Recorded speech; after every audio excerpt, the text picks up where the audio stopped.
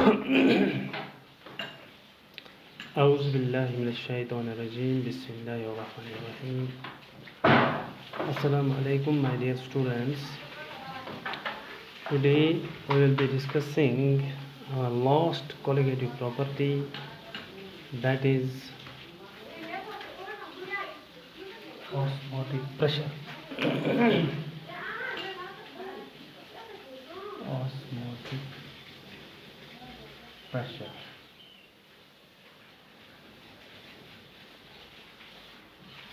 Osmotic pressure. तो osmotic pressure को जानने से पहले हमें पता होना चाहिए कि व्हाट इज ऑस्मोसिस। ऑस्मोसिस किसको कहते हैं?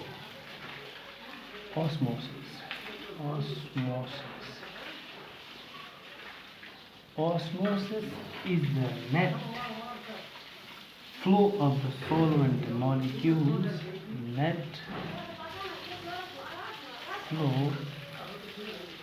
of the solvent molecules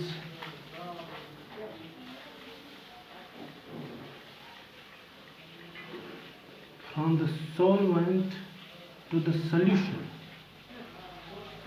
from the solvent to the solution,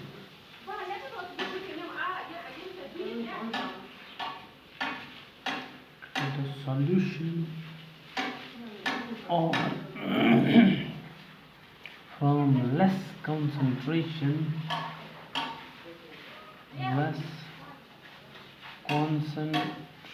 solution to the more concentrated solution,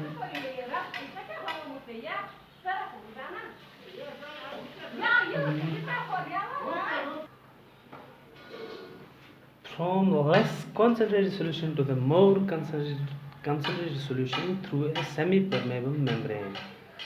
तो इसको अगर हम इस तरह समझने की कोशिश करें, देखिए हमने एक बीकर लाया, तो उसमें अगर हम एक फनल लाएंगे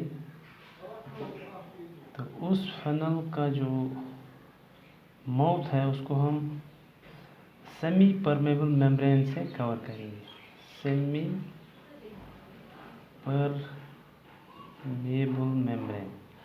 तो सेमी पर पहले हमें पता होना चाहिए कि what is semi permeable membrane. Semi permeable membrane किस चीज को कहते हैं? Semi permeable membrane is that membrane which allow, जो क्या अलाउ करता है हमें, which allows only, सिर्फ सॉल्वेंट मॉलिक्यूल्स, जो सिर्फ सॉल्वेंट मॉलिक्यूल्स को अलाउ करता है to pass through it and not the solute molecules. यानी वो मेम्ब्रेन जो सिर्फ सॉल्वेंट मॉलिक्यूल्स को अलाउ करता है अपने थ्रू पास होने के लिए और सॉल्यूट मॉलिक्यूल्स को रोक देता है। तो यहाँ पर हमने एक डायग्राम बनाई। तो यहाँ पर इस बीकर में we are taking distilled water, इसमें हम डिस्टिल्ड वाटर लेते हैं। तो इस फनल में हम कंसंट्रेटेड सॉल्यूशन लेंगे, फॉर एग्जाम्पल शुगर सॉल्यूशन इसमें हम लेंगे। तो होता क्या है, ये जो यहाँ से जो ये वाटर डिस्टिल्ड वाटर है, इसका ये फ्लो इस फनल के अंदर जाएगा through this semi permeable membrane. क्यों? Because of the concentration gradient. जो कंसंट्रेशन का फ़र्क है इन दो सॉल्यूशंस के दरमियान, ये जो इसमें सॉल्यूशन है इट इज़ हाईली कंसंट्रेटेड, ये जो इस बीकर में जो सॉल्वेंट है इट इज़ लेस कंसंट्रेटेड। तो net flow of solvent molecules का जो नेट फ्लो है, it will be from beaker to the funnel. This is called osmosis. osmosis. Now what is osmotic pressure? What is osmotic pressure? जो अभी osmosis यहाँ पर start हुई, यानी net flow of the solvent molecules from beaker to the funnel. अगर हम इस funnel पर यहाँ से पिस्टन फिट करते हैं और प्रेशर डालते हैं इस सॉल्यूशन साइड पर, अगर हम सॉल्यूशन साइड पर यहाँ एक इस फनल पर एक पिस्टन फिट करते हैं, पिस्टन, तो पिस्टन से हम इस पर प्रेशर एक्सर्ट करते हैं इस सॉल्यूशन वाले फनल पर। कितना प्रेशर? उतना प्रेशर जिससे ये net flow of solvent into this funnel stops, यानी उतना प्रेशर हम इस फनल पर एक्सर्ट करते हैं, लगाते हैं उतना प्रेशर जिससे सॉल्वेंट मॉलिक्यूल्स का नेट फ्लो रुक जाएगा, यानी ऑस्मोसिस स्टॉप हो जाएगी। तो उस प्रेशर को हम ऑस्मोटिक प्रेशर कहते हैं। Now what do you mean by osmotic pressure? The minimum excess pressure that has to be applied, the minimum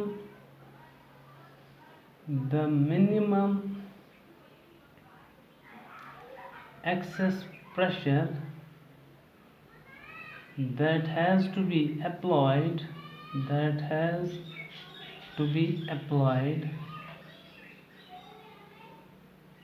the minimum excess pressure that has to be applied on the solution to prevent the entry, applied on the solution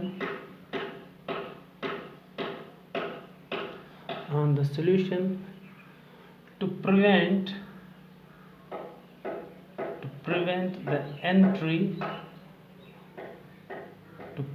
the entry of the solvent into the solution,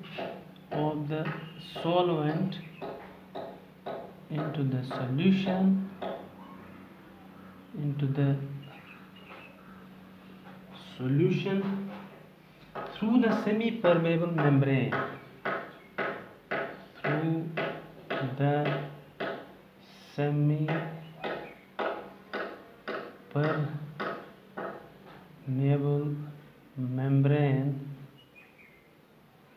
is known as osmotic pressure.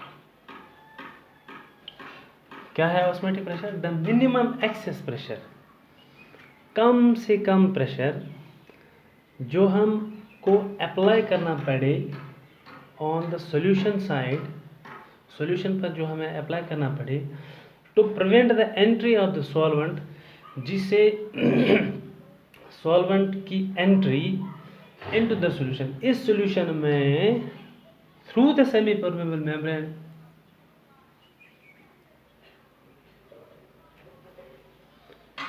Is stopped, यानी इसको prevent किया जाए, applied on the solution to prevent the entry, ताकि ये entry जो इसमें solvent से solution की तरफ जो एंट्री हो जाती है ऑस्मोसिस के ड्यू टू, तो वो प्रिवेंट हो जाए, इस एक्सेस प्रेशर से वो प्रिवेंट हो जाए। तो उस एक्सेस प्रेशर को हम ऑस्मोटिक प्रेशर कहते हैं। Now expression for the osmotic pressure. Osmotic pressure को हम पाई से डिनोट करते हैं। किससे डिनोट करते हैं? पाई से। ये जो पाई है it is directly proportional to the concentration as well as temperature. ये आपको याद रखना है कि जो ऑस्मोटिक प्रेशर है it is directly proportional to concentration as well as temperature, so that we may write pi is directly proportional to concentration and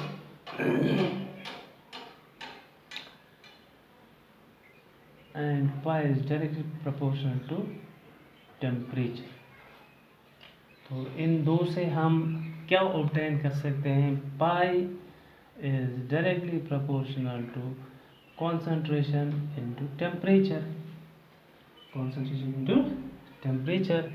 और इसको डायरेक्ट प्रोपोर्शनलिटी को हम इक्वलिटी में तब्दील करके एक कांस्टेंट लगा देते हैं इज इक्वल टू उस कांस्टेंट का नाम R C T, where R is known as gas constant।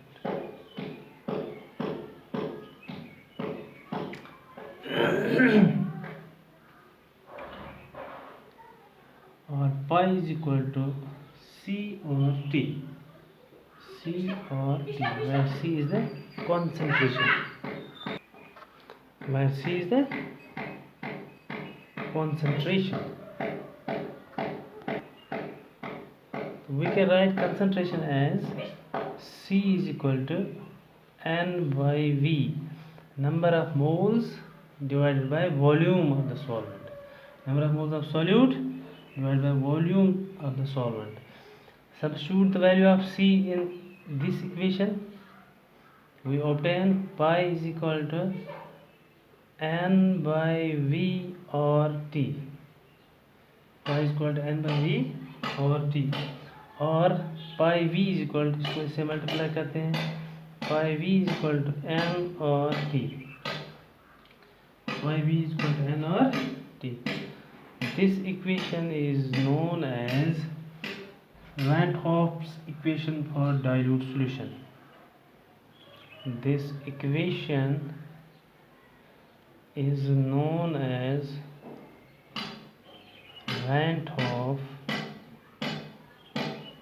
equation, इसको Van Hoff equation भी कहते हैं। Pi V is equal to N R T। Now how to determine molecular mass from osmotic pressure। osmotic pressure से हम molecular mass कैसे निकाल सकते हैं।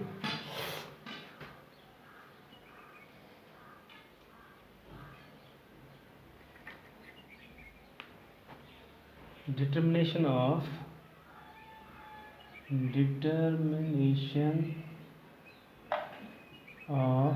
molecular mass of solute, किसका, of solute from osmotic pressure। तो ये वाट ऑफ इक्वेशन हम लिखते हैं, pi V is equal to N or T, where N is the number of moles of solute, where N is number of moles of solute। तो अगर हम यहाँ लिखते हैं if W2 grams of solute are dissolved in V liters of the solution, V liters of the solution, and M2 is the molecular mass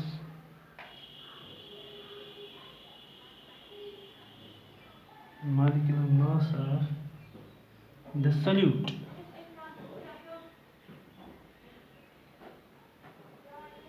then we can have,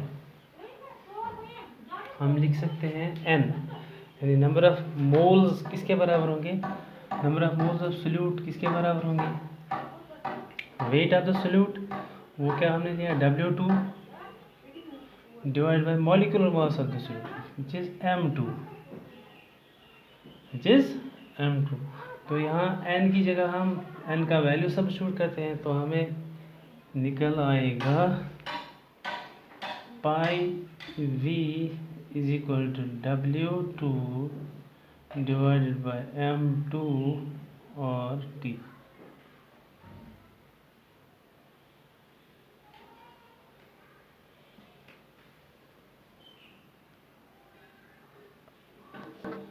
तो यहाँ से हमें M2 निकलेगा, M2 will be equal to W R T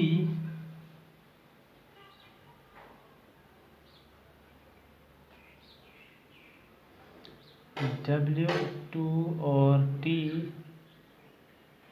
divided by pi V। तो इस equation से हम molecular mass of the solute निकाल सकते हैं अगर हमें ऑस्मोटिक प्रेशर यानी पाई पता हो। So dear student, this was all for today. Have a good day. Thank you to all.